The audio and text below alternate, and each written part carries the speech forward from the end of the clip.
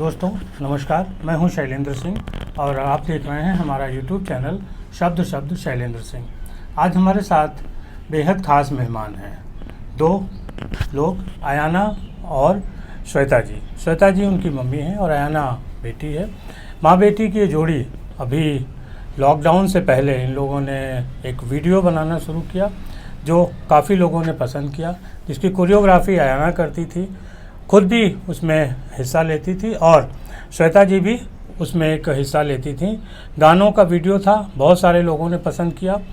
Lockdown में कुछ परिस्थितियां सामान्य से असामान्य हुई, जिसका प्रभाव इन लोगों पर भी पड़ा।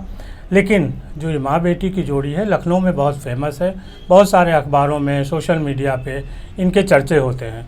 तो आज हमने सोचा कि क्यों नहीं आपको भी इन लोगों से मिलवाएं। तो मुलाकात करिए श्वेता जी और अयाना के साथ। बहुत बहुत शुक्रिया कि आप लोगों ने हमें समय दिया। श्वेता जी, पहला सवाल आपसे है, कैसे ये सफ़र शुरू हुआ था आपका? ये सफ़र जो शुरू हुआ था वो लॉकडाउन से पहले ही शुरू हुआ था। हम लोग जब हमारा गाना वायरल हुआ था लैम्बोर्गिनी, वो हम लोगों ने काफ़ी खुशी खुशी किया था कि गाना अच्छा लग रहा है, चलो करते हैं, और वो वायरल हो गया। तो जब वायरल हुआ तो उसके बाद फिर हमें लोगों ने काफ़ी पुश किया कि पेज बनाओ, प्लेटफॉर्म क्रिएट करो, और वो हमने बनाया। उसके बाद आगे भी जो वीडियोस आई वो काफ़ी वायरल हुई और मिलियंस में व्यूज़ गए, तो हमें उसी से ही मोटिवेशन मिलती रही और हम आगे बढ़ते रहे। अच्छा जी, क्या था वो? थोड़ा सा गाने के बारे में थोड़ा और बताइए। लैम्बोर्गिनी पंजाबी गाना था, जो अब हम भी पंजाबी हैं, और वो बहुत पेपी था।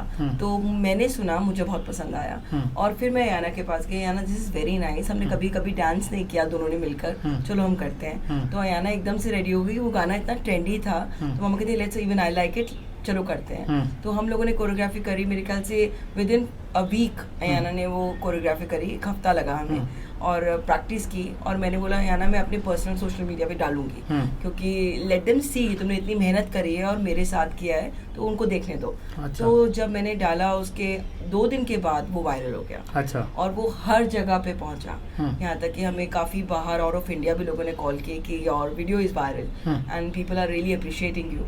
तो इसी वजह से हमें प्यार बहुत मिला और टचवुड अभी तक मिल रहा है। अच्छा। लोगों ने, हमने एक छोटा सा मग बनाया जिसकी हमें बेहद खुशी है। तो जब वायरल होने के बाद आप अपने दोस्तों से मिलने लगी, आप दोनों लोग, उनकी क्या प्रतिक्रिया होती थी?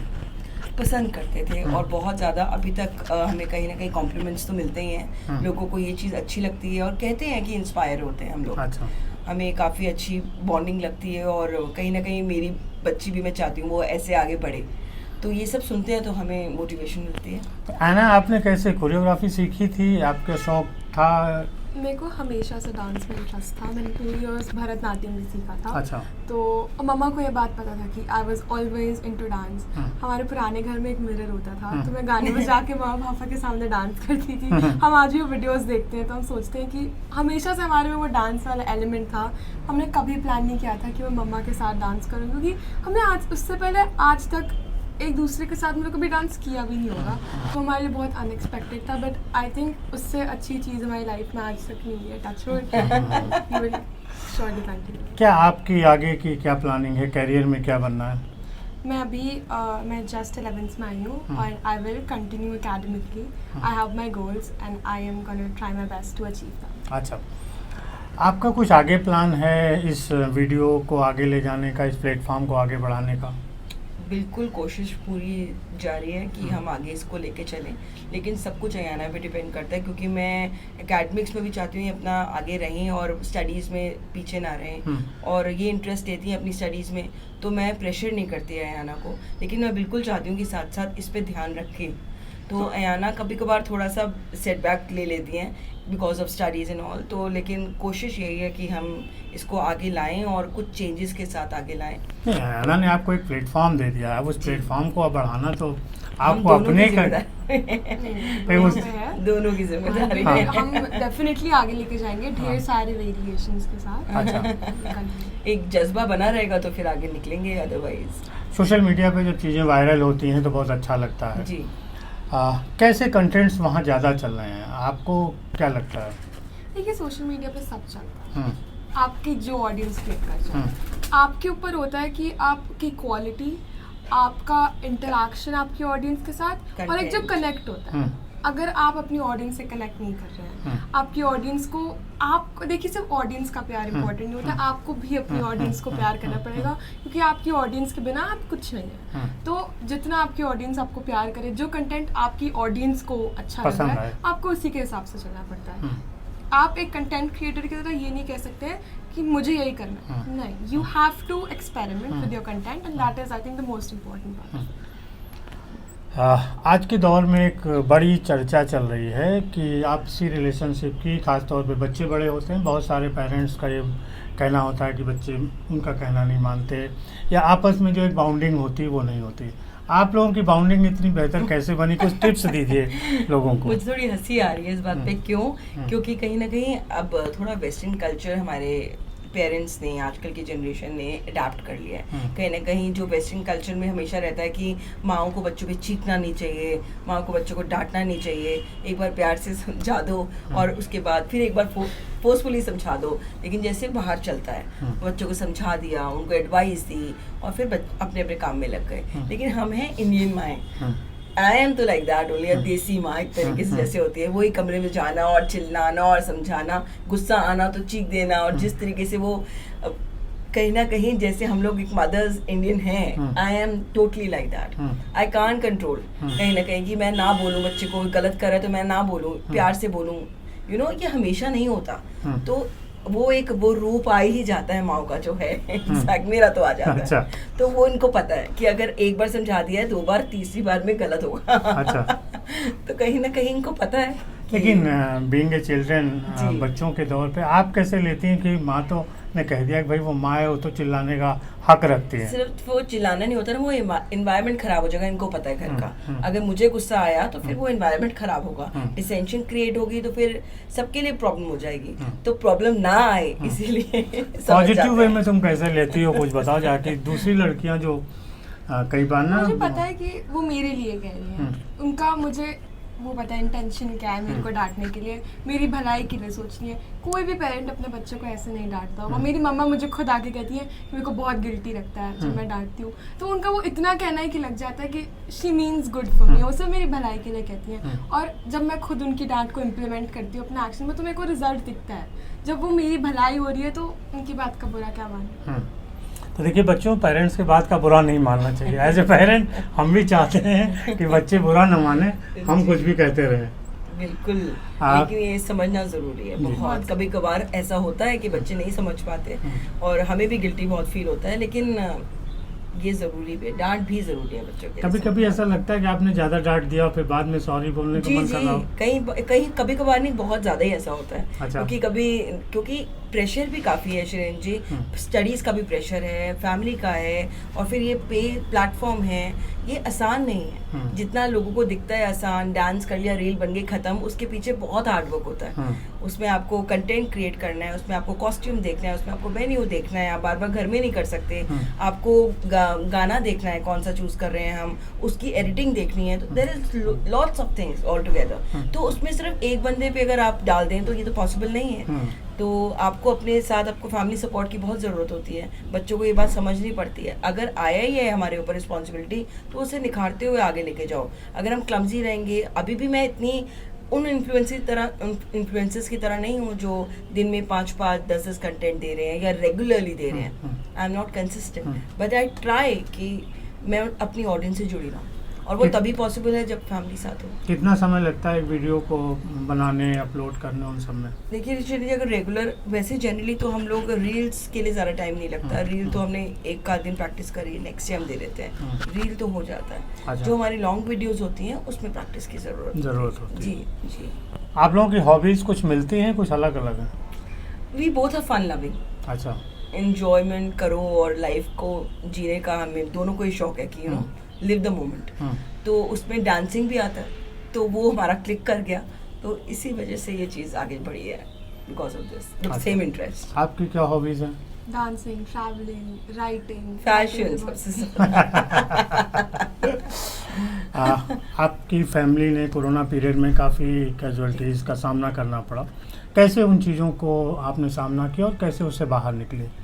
सामना तो बहुत ही हमारे साथ दुखद घटना हो गई कि हमारे फादर, मेरे दोनों फादर लॉ एंड फादर दोनों ही जब से सोचा नहीं था ऐसा कुछ हो जाएगा हमारे साथ, बट कोरोना के टाइम पे तो हमने यही सोचा था कि विल क्लोज दिस पेज, अब मैं आगे और नहीं कर पाऊंगी, क्योंकि हिम्मत ही नहीं थी, ना ही सोच थी कोई, क्योंकि ऐसे लग रहा था सब कुछ ही ख़त्म हो गया हमारा। लेकिन उस टाइम पे तो सोचा 6 महीने तक हमने कुछ भी नहीं किया आफ्टर माय फादर, बट फिर सबने पुश किया कि इतने फॉलोअर्स आ गए हैं, इतना आगे तक बढ़ गए हो, तुम स्टॉप कैसे कर सकते हो, टाइम ले लो लेकिन स्टॉप मत करो। तो हिम्मत करी आगे बढ़ने की, लेकिन अभी भी शैलेंद्र जी वो जो जज्बा उस टाइम पे था ना, वो जज्बा अभी भी मेरे अंदर नहीं आ पा रहा है। मैं कोशिश पूरी करती हूँ कि because of the family, because of my मतलब एवरीवन इन द फैमिली, मुझे आगे बढ़ना है सोसाइटी में, यू नो फेस एक जो बना हुआ है बना रहे उसी तरीके से, लेकिन दर्द है, दुख है जो इतनी जल्दी तो जाएगा नहीं, इट्स अ इरिपेरेबल लॉस। होता है कई बार की स्थितियों से निकलना थोड़ा मुश्किल होता है, देर लगती है, लेकिन मानव स्वभाव है वो खुद को निकाल मुश्किल बहुत है शैलेंद्र जी, क्योंकि पेरेंट्स होते हैं, उनकी जगह तो कोई ले ही नहीं सकता, उनकी तरह कोई हो भी नहीं सकता, जो वो कर सकते हैं आपके लिए कोई दुनिया में नहीं कर सकता। भलाई उन्हीं से वो ही सोचते हैं और कोई नहीं। जो आपके दर्शक हैं और जो हमारे दर्शक हैं, उन लोगों के लिए कुछ आप कहना चाहते हैं दोनों लोग? अयाना, तो आई थिंक पेरेंट्स के बारे में ही बोलना चाहिए। आप क्या फील करते हो अपने पेरेंट्स के लिए? और आई थिंक मैं जितना भी मैंने 3 years इस पेज को दिया है, मैं सब मम्मा से क्लोज ही आई हूँ, and I can only tell all of you one thing कि please take care of your parents. मुझे आज भी वो डांटती हैं तो कहती हैं मैं चली जाऊँगी ना, ना कुछ रह नहीं जाएगा तुम्हारे पास। और वो actually I think that is the बहुत सच्ची चीज़ है। मेरे को एक दिक्कत आती है, सबसे पहला thing that clicks to my mind is माँ पापा कहाँ हैं, they will solve it. I think वो सबके साथ होता है, and your mom and your dad and your family is the most precious thing in the world. कुछ भी हो जाए लाइफ में, वो आपका साथ नहीं छोड़ेंगे, तो प्लीज़ उनका ख्याल रखिए, प्लीज़ उनके साथ वो मोमेंट स्पेंड करिए जो आगे जाके आप सबको याद रहेंगे। आपको नेक्स्ट मोमेंट नहीं पता क्या हो जाए, हमारे साथ इतना हो गया, हम आज भी उसके थ्रू जा रहे हैं, हम सब उन मोमेंट्स पे जी रहे हैं कि थैंक गॉड हमने वो मोमेंट्स बना लिए, थैंक गॉड हमने उनके साथ वो स्माइल शेयर कर ली, वो लाफ्टर शेयर कर लिए, और आज हमें से वो स्माइल्स और लाफ्टर याद है, और शायद वही स्माइल्स हमारे को आज वो सुकून देती हैं कि थैंक गॉड, और वो जहाँ पे भी हैं पीस में हो। एंड हम भी उसी कोशिश में लगे हुए हैं कि हम आगे जाके ऐसे ही रह पाए, अपना बॉन्ड और स्ट्रॉन्ग कर पाएँ। So much love to all of you, and we can just say कि हम भी उसी कोशिश में लगे हुए हैं। आप भी अपने पेरेंट्स की रिस्पेक्ट करिए, उन्हें प्यार दीजिए। ये संदेश बहुत ज़रूरी है, क्योंकि आज के बच्चों के बीच में ये तालमेल थोड़ा गड़बड़ हो रहा है। जी, आपको क्या लगता है? मुझे बिल्कुल यही लगता है, और मैं भी दुनिया में देख रही हूँ। कुछ मम्मियों से आप कहना चाहती हैं वो कैसे अपने को सुधारें? मतलब नहीं, व्यवहार किसी भी माँ, किसी भी बाप को सुधरने की ज़रूरत ही नहीं, क्योंकि वो ऑलरेडी पेरेंट्स अपने में ही एक समझदार होते हैं और अपने बच्चों को सबसे अच्छा बेस्ट ही देना चाहते हैं। तो पेरेंट्स से मुझे बस इतना ही कहना होगा कि बॉन्डिंग को स्ट्रॉन्ग बनाने के लिए उनको टाइम देना ज़रूरी है। हाँ, लेकिन आज के दौर की जो समस्या यही है कि पेरेंट्स बच्चों को उतना टाइम नहीं दे पा रहे हैं, और धीरे धीरे बच्चों को लगता है कि नहीं, अब हमारा जो अपना स्पेस है वही हमारा स्पेस है। इनमें ये दोनों को समझना पड़ेगा, क्योंकि डिजिटली आजकल सभी इन्वॉल्व हैं, लेकिन पेरेंट्स को तो टाइम देना ही देना है, और अगर बच्चे इन्वॉल्व नहीं होते तो उनको जबरन आपको अपने साथ 1 घंटा दीजिए। मेरी भी कोशिश रहती है, कभी कभार आना अपने रूम में पूरा दिन रह जाती है, तो मुझे कहते come sit with us, have dinner with us, थोड़ी देर तो बैठो। तो ये ज़रूरी है, इंटरेक्शन बॉन्डिंग बढ़ाता है, और इंटरेक्शन होना बहुत ज़रूरी है, चाहे वो किसी भी तरीके से हो, चाहे किचन में हो, चाहे आपकी डांसिंग हो, चाहे स्टडीज़ हो। तो ट्यूशन्स के थ्रू बच्चों को रखा, अपना टाइम दीजिए जहाँ भी दे सकते हैं। बहुत शुक्रिया श्वेता जी और आयना, आप दोनों का। आपका चैनल ऐसे ही बढ़े, लोकप्रियता बढ़े, आप सो मच। लोग ऐसे ही समाज के साथ कुछ नया करते रहिए।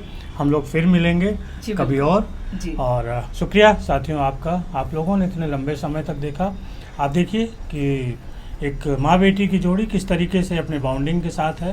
तो ऐसी चीज़ें दूसरे लोग भी कर सकते हैं, जिनको शिकायत रहती है कि हमारे बच्चे हमारी बात नहीं मानते, या कभी कभी बच्चे कहते हैं कि हमारे पेरेंट्स हमारी तरह से नहीं सोचते। एक दूसरे को समय दीजिए, एक दूसरे से सोचिए, एक नया समाज बनेगा, और जो बहुत सारी समस्याएं हैं उनका समाधान होगा।